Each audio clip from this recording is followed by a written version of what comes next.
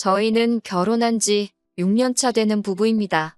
남편과 저 사이에 눈에 넣어도 아프지 않은 4살 된 딸아이가 있고 새가족이서 정말 남부러울 것 없이 지내고 있었습니다. 남편보다 제가 1살이 많아요. 그러다 보니 원래는 결혼하자마자 아이를 갖고 싶었는데 결혼을 할 당시에 양가 형편이 넉넉한 것도 아니고 서로 모아놓은 돈도 적었던 상황이라 신혼집을 구할 돈이 많이 모자란 상황이었어요. 양가에서 도움받을 정도로 넉넉한 집안은 아니었어요. 정말 최소한만 지원받아 결혼식 비용과 혼수를 했고 남편과 제가 모아놓은 돈을 가지고 대출을 조금 끼고 신혼집을 구했습니다. 남편이 저보다 1살 아래였는데 가끔은 저보다 어른스럽다 싶을 정도로 책임감도 강하고 성실한 사람이었거든요. 그래서 저도 그 모습에 결혼을 결심했던 거고요. 책임감이 강하다고 해서 시부모님 모시고 살아야 하는 장남 느낌은 또 아니었어요. 사실 결혼 이야기 오고 가면서 아들보다 나이 많은 며느리 보는 게 부담스러우셨는지 시어머니하고 크고 작은 트러블이 있기는 했었습니다. 그때마다 남편이 항상 제 편에 서서 중간 역할을 잘해줬어요. 가족들 일에 항상 제 편을 먼저 들어주는 사람이라고 생각했는데 이 정도로 동생을 아끼는 동생 바보인지는 또 몰랐습니다. 남편한테 나이차가 많이 나는 여동생이 있어요. 저도 3살 차이밖에 나지 않지만 여동생이 있고 우애가 좋으니 남편이 동생 아끼는 게 섭섭한 적은 없습니다. 그런데 가끔 우리 기념일이나 딸아이 생일도 까먹을 때가 있는 남편인데 동생 생일은 기가 막히게 챙겨주는 모습을 볼 때면 정말 아주 가끔 그런 모습에 서운할 때가 있었어요. 자기 생일이 다가오면 아주 여기저기 광고를 하고 다니는 신우와 달리 저는 그런 거에 별로 연연하는 성격이 아니었기 때문에 그걸 딱히 문제 삼거나 하지는 않았습니다. 아무튼 남편이 신우를 아껴서가 아니라 저는 신우가 가끔씩 탐탁지 않고 좋게 보이지 않을 때가 있었습니다. 신우가 요즘 사람들 관점에서 볼 때 멋도 잘 부리고 세련되고 외모 하나만큼은 반반한 편이에요. 저도 그건 인정하는 바입니다. 남편 말로는 어릴 때는 더 예뻤다고 했으니 자라오면서도 얼마나 이쁨 받으며 살았을지는 안 봐도 비디오더라고요. 그런데 제가 보기에는 신우가 예쁘긴 하지만 그건 일반인들 중에서 괜찮은 수준인 거지. 어디 미인대회 나가고 연예인하고 그럴 정도까지는 아니거든요. 그런데 제가 남편과 연애부터 결혼 생활 합치면 8년이고 그게 보통 짧은 세월이 아닌데 그때까지 적당한 직장도 없이 아르바이트만 하고 있는 게 좋게 보이지도 않았고 또한 신우는 자기가 버는 돈에 비해 씀씀이가 너무 해퍼 보이기까지 했어요. 남들 하고 다니는 거 다 하고 사 입는 거 사 먹는 거 사서 모으는 거 똑같이 다 따라하고 그랬거든요. 유행하는 건 무조건 다 해봐야 하는 성격이었어요. 심지어 일전에는 제주도 1달 살기를 한다면서 거기서 무슨 일을 한 것도 아닌데 1달 살기 하면서 생활비로 몇백만 원을 쓰고 왔다는 이야기를 들었을 때는 감탄도 나오지 않을 지경이었습니다. 아르바이트도 거의 카페에서 하는 아르바이트 위주로 했습니다. 툭하면 다른 직장 구하는 건 물론이고 일터도 틈만 나면 바꾸는 게 취미였어요.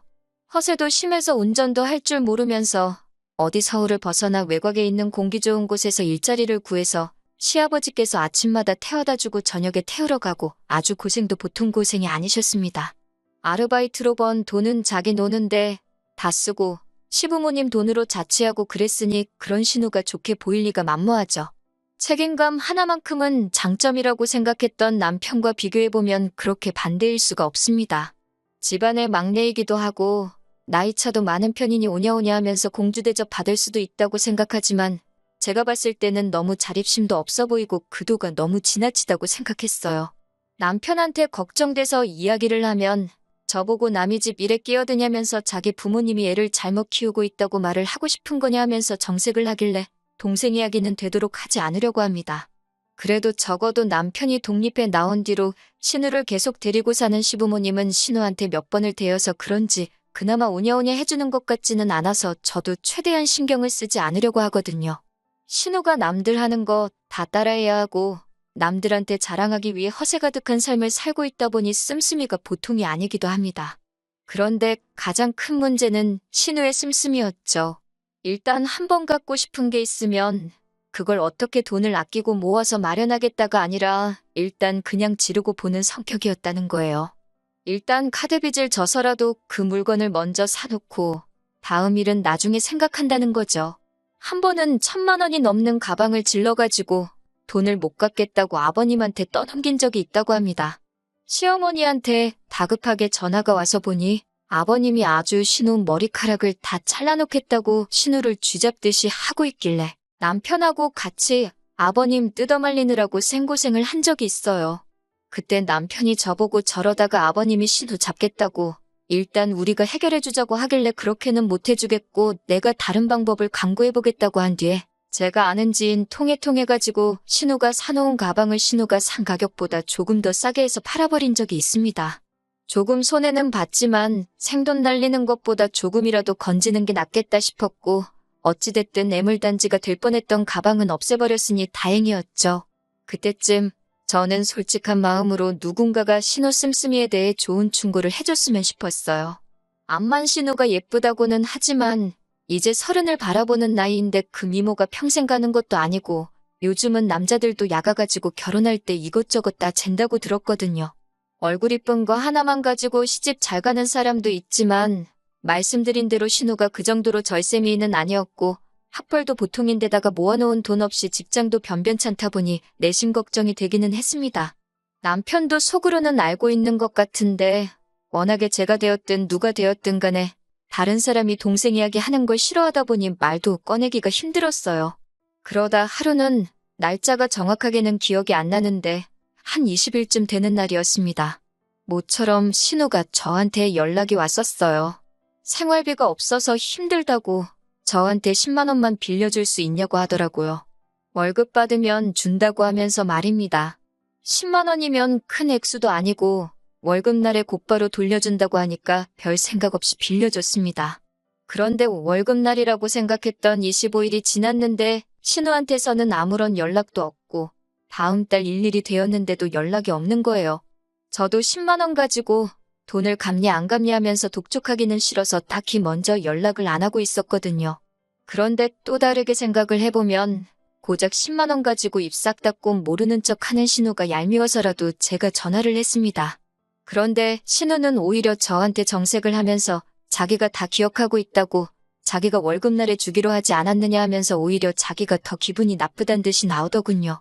월급날이 지났는데 아무 연락이 없어서 전화한 거다라고 저도 같이 화를 내니 신우가 자기 월급날은 15일이고 아직 한참 남았는데 벌써부터 돈 갚으라고 스트레스를 주냐면서 10만 원 가지고 엄청 유세를 부린다는 겁니다. 전화를 끊고 나서 신우 태도에 열이 받기도 했지만 곰곰이 생각해보니 어이가 없었어요. 신우가 저한테 돈을 빌려간 게 20일경입니다. 생활비가 없다고 10만 원을 빌려갔는데 그 말은 신우가 월급을 받은 지 고작 5일밖에 지나지 않은 상황에 이미 생활비 10만 원이 모자라서 저한테 아쉬운 소리를 했어야 했다는 거잖아요? 아무리 정규직이 아니고 아르바이트로 연명을 하고 있다고 하지만 이제 곧 30이 되는 여자가 뭘 해야지 월급날에서 5일밖에 지나지 않은 상황에 생활비가 없어서 여기저기 돈을 빌리고 다녔어야 했을까요?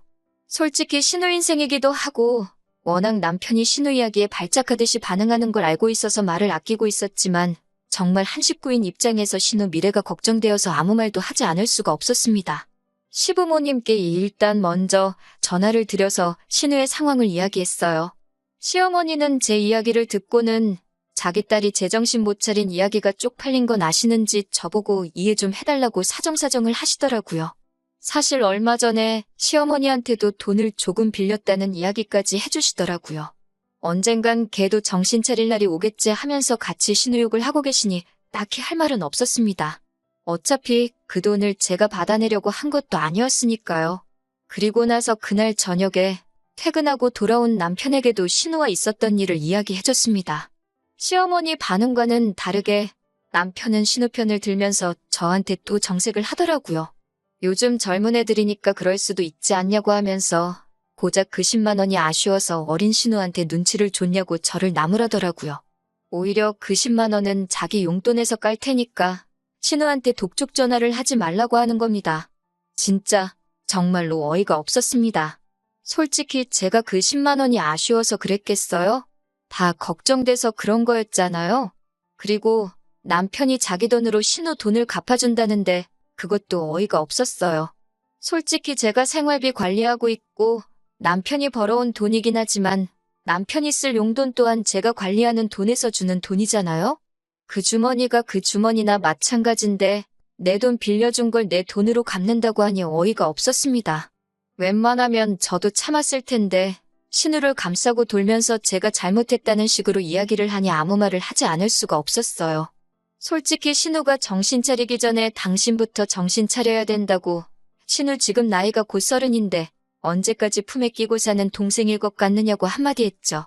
그리고 요즘 젊은 애들이라고 신우를 자꾸 감싸는데 내가 신우 나이 때 당신하고 결혼 준비한다고 모아놓은 돈이 7천만 원이 넘었다. 지금 신우보다 훨씬 어릴 때부터 나는 미래 대비하고 돈을 모으지 않았느냐 따졌습니다. 지금 신우가 한심하다는 걸 돌려서 한 말이고 앞으로 인생 살아가려면 철도 좀 들고 정신 차려야 되겠다고 말을 했었는데 전곡을 찔렀는지 남편도 더는 성질을 못 내고 아무 말 없더라고요. 결국에는 꼬리를 내리고 자기가 신우랑 잘 말해보겠다고 했습니다. 어렴풋이 남편도 알고 있었던 거죠. 신우 상황에 솔직히 한 살이라도 어릴 때 돈이라도 한 푼 더 모아놓던지 정신 차리고 괜찮고 눈먼 적당한 남자 찾아서 하루빨리 시집 가버리는 게 지금 신우 상황에서 최고의 선택이라는 것을 말이죠. 그리고 신우가 저희 집에 찾아오고 남편하고 셋이서 툭 터놓고 꽤 오랜 시간 이야기를 나눴습니다. 신우도 신우 나름대로 고충이 있고 나름 자기 상황이나 주제 파악을 어느 정도 하고 있더라고요. 예전에는 자기 좋다고 따라다니던 남자들도 직장 자리 잡히고 안정되고 하니까 콧대 놓고 기센 저를 계속 쫓아다니지 않더라. 자기 아니면 죽겠다던 남자들 지금 보면 다 어디서 젊은 여자 물어가지고 결혼한 사람도 덜어 있다더라 하면서 자기도 하루빨리 정착을 하고 싶고 저한테 빌린 돈도 사실 그것 때문에 꼭 쓸 곳이 있어서 필요했었다 하면서 자기가 꼭 갚는다고 잊고 있는 게 아니라 하고 있는 겁니다. 또 생각보다 자기 상황도 잘 알고 있고 생각도 많고 미래 대비도 하고 있는 걸 보니 제가 너무 시부모님한테까지 말해가며 오지랖을 부렸나 싶기도 하고 알아서 잘하겠거니 싶기도 했습니다. 그래서 저도 돈 10만 원 때문에 그러는 게 아니라 내 남편의 가족이니까 해준 말이라고 어떻게 좋게 마무리 지어서 훈훈하게 이야기를 끝냈습니다. 그런데 문제는 지난주에 터져버렸어요. 신우가 10만 원을 빌려간 사건이 이렇게 크게 돌아올 거라고는 아무도 생각 못했을 겁니다. 신우가 10만 원이 필요했던 진짜 이유는 신우가 결혼을 전제로 만나고 있던 사람이 있었다는 거예요. 말만 들으면 그래도 신우가 자기 앞가림을 나름대로 열심히 하고 있었구나 싶어서 눈물이 다 날 정도로 감동적인 상황이었겠죠. 심지어 둘이 이야기가 잘 돼서 얼마 전에 프로포즈를 받았다고 하는 겁니다. 좋은 일이라고 축하해주는 자리인 줄 알고 신우한테 정말 잘됐다 하면서 축하해주고 있었는데 시부모님도 그렇고 남편도 안색이 썩 좋아 보이지는 않았어요. 무슨 일인가 싶었는데 결국 나오는 이야기는 돈 이야기더군요. 신우가 모아놓은 돈이 한 푼도 없는 게 문제라는 겁니다. 그게 무슨 말이냐고 설마 그 남자가 신우 상황도 모르고 프로포즈를 한 거냐고 물어봤어요. 이야기를 점점 듣고 실상을 알고 나니 정말 어이가 없어서 웃음도 나오질 않더군요. 신우가 그 남자하고 결혼을 하기 위해서 보통 허세 아닌 허세를 부려서 일이 커졌던 겁니다. 신우가 별다른 직장도 없이 아르바이트만 전전하고 있는 걸 시부모님이 신우한테 카페를 하나 차려주기로 했고 신우는 부모님한테 인정받을 때까지 바닥부터 구르면서 일을 배우고 있는 상황이라고 포장을 했던 거예요. 그 와중에 시부모님이 숨겨놓은 재산이 얼마다 하는 거짓말은 기본이고 자기도 젊을 때 모아놓은 돈이 몇 천만 원은 돼서 지금은 그냥 인생 공부하는 마음으로 아르바이트를 하고 있다 하는 안 해도 되는 거짓말까지 보태버린 거죠. 그러니까 당연히 그 남자는 신우의 반반한 외모도 외모지만 신우 씀씀이나 여행 다니고 하는 사진만 보고 쓸 거 다 쓰고 하고 싶은 거 다 하고 다니면서 모아둔 돈도 있고 집도 잘 사는 꿈이 있는 여자로 받아들인 거예요. 말만 들으면 얼굴 이쁘겠다, 돈 많겠다, 꿈도 있고 능력도 있겠다. 세상에 이만한 여자가 또 없을 정도로 좋은 여자처럼 들렸을 테니까요. 그러면서 자기가 개념 있는 여자인 척을 하려고 한 끼에 몇십만 원씩 하는 레스토랑 가서 계산도 척척했던 거고 그러니 당연히 생활비가 모자라서 저한테 10만 원을 빌렸던 거였고요. 문제는 그 거짓말이 계속 꼬리에 꼬리를 물어서 걷잡을 수 없이 커진 거고 결혼 이야기가 오가고 상대방 부모님한테 벌써 인사까지 드린 이 상황에 그쪽 집에서는 신우의 거짓말을 진실로 찰떡같이 믿고 있는 상황인 겁니다. 시아버지가 또 그 말을 듣자마자 뒤집어져가지고 아주 정신머리를 고쳐놓으신다고 밖에 못 나가게 또 머리를 홀랑 잘라버려야겠다고 부엌에서 가위 들고 나오시는데 신우 자초지종을 듣고 나니 이번엔 저도 아버님을 말릴 이유가 없다는 생각이 들었어요.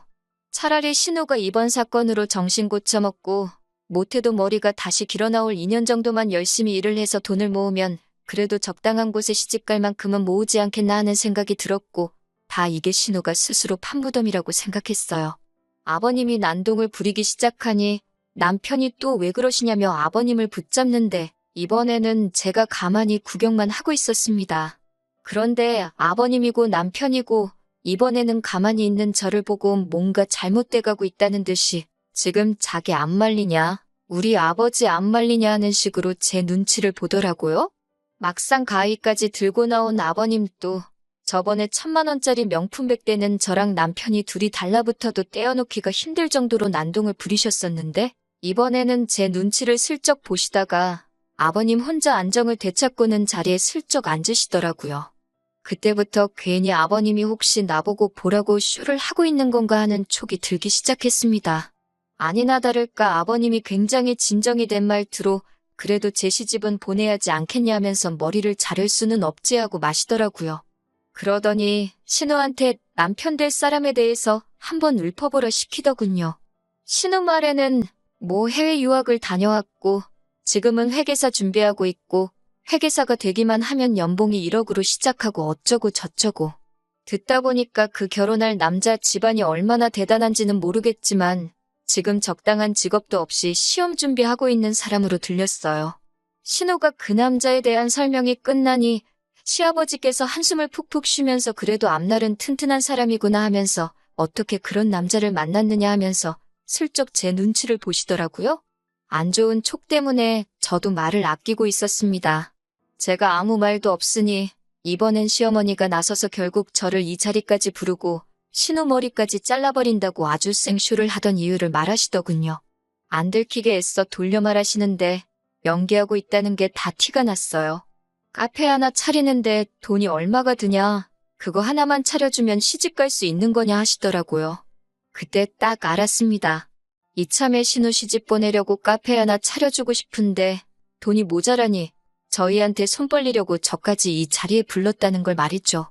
그리고 거기에 아버님이 신우를 죽일 듯이 달려들면 제가 그 명품 가방 사건 때처럼 어떻게든 그 돈을 융통해 줄 거라고 계산을 했던 거예요.